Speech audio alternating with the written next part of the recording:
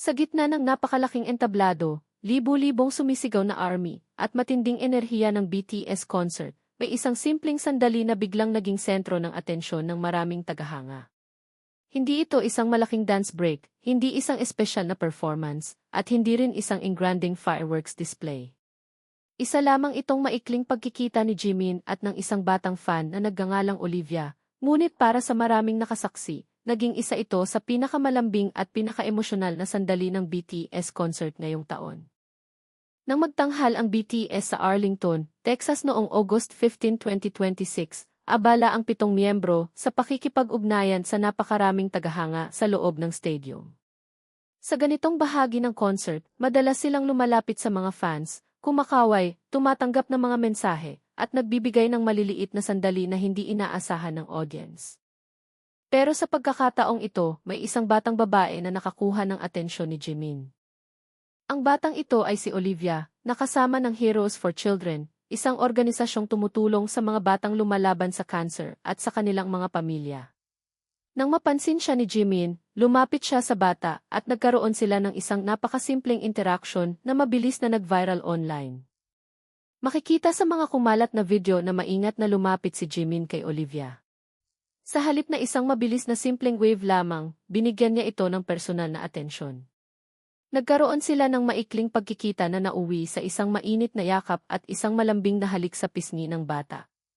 Ayon sa mga fan video, binigyan din ni Jimin ang bata ng maliit na keyring, isang simpleng regalo na lalong nagpasaya sa batang army. Sa loob lamang ng ilang segundo, nagbago ang mood ng maraming nakasaksi. Sa isang concert na puno ng malalakas na musika at napakalaking production, biglang naging tahimik at personal ang sandaling iyon. Para sa maraming army, hindi lamang nila nakita si Jimin bilang isang global superstar. Nakita nila ang isang tao na pansamantalang huminto upang bigyan ng espesyal na alaala ang isang batang fan. Kalaunan, ibinahagi mismo ng Heroes for Children ang kanilang pasasalamat sa BTS para sa espesyal na sandaling iyon at sinabi nilang ang pagkikita ni Olivia at ng grupo ay magiging isang alaala na hindi niya basta-basta malilimutan. Dahil dito, mas nakilala rin ng maraming fans ang kwento sa likod ng batang nakita nilang kasama ni Jimin sa concert.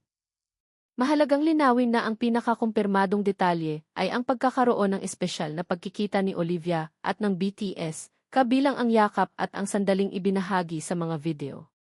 Ang ilang kumalat na kwento online tungkol sa eksaktong kondisyon ng bata ay hindi lahat opisyal na nakumpirma, kaya mas makatuwirang ituon ang kwento sa malinaw na nangyari sa mismong concert. At dito naging mas espesyal ang naging kilos ni Jimin. Hindi niya kailangang gumawa ng malaking speech upang makapagbigay ng inspirasyon. Hindi niya kailangang magbigay ng mahabang mensahe sa harap ng buong stadium. Sa isang simpleng paglapit, yakap, halik sa pisngi, at maliit na regalo, nakagawa siya ng isang alaala na naging emosyonal hindi lamang para sa bata kundi pati sa mga tagahangang nakapanood ng sandaling iyon. Marami ang agad na nagbahagi ng video sa social media. Ang ilan ay nagsabing hindi nila napigilang maiyak habang pinapanood ang reaksyon ng bata. Para sa iba naman, ang sandaling iyon ay naging paalala kung bakit nananatiling espesyal ang relasyon ng BTS at ng kanilang mga tagahanga. Sa loob ng maraming taon, kilala ang BTS sa kanilang malapit na pakikipag-ugnayan sa army. Sa kabila ng kanilang napakalaking kasikatan, madalas pa rin silang gumagawa ng maliliit na bagay upang makaramdam ng koneksyon ang mga fans. Isang tingin, isang ngiti, isang wave, o minsan ay isang simpleng yakap, para sa isang tagahanga, ang mga bagay na ito ay maaaring maging alaala habang buhay. Para kay Olivia, ang araw na iyon ay nagsimula bilang isang pagkakataon upang mapanood ang BTS. Ngunit dahil sa hindi inaasahang pagkikita kay Jimin, naging mas personal ang kanyang karanasan. Sa halip na maging isa lamang siya sa libu-libong taong nasa audience, nagkaroon siya ng ilang sandali kung saan ang isa sa kanyang iniidolo ay lumapit mismo sa kanya. Hindi rin nakapagtataka kung bakit napakalaki ng naging reaksyon ng army. Kilala si Jimin sa kanyang pagiging malambing at maingat sa kanyang pakikitungo sa mga tao. Sa maraming nakaraang taon, may mga pagkakataon nang napansin siya ng mga fans na nagbibigay pansin sa mga sitwasyong nangangailangan ng tulong o pag-aalaga. Sa isang concert sa Brussels nitong taon, halimbawa, naging alerto rin siya nang mapansin ang isang fan na nangangailangan ng agarang atensyon sa audience. Kaya para sa maraming tagahanga, ang ginawa niya kay Olivia ay hindi lamang isang viral moment. Para sa kanila, isa itong natural na pagpapakita ng uri ng personalidad na matagal na nilang nakikita kay Jimin. Ngunit higit pa sa pagiging isang kwento tungkol sa isang sikat na artista at isang batang fan, naging paalala rin ang sandaling ito tungkol sa kapangyarihan ng simpleng kabaitan. Minsan, hindi natin alam kung gaano kalaki ang maaaring maging epekto ng ilang segundo ng pagbigay ng oras at atensyon sa isang tao.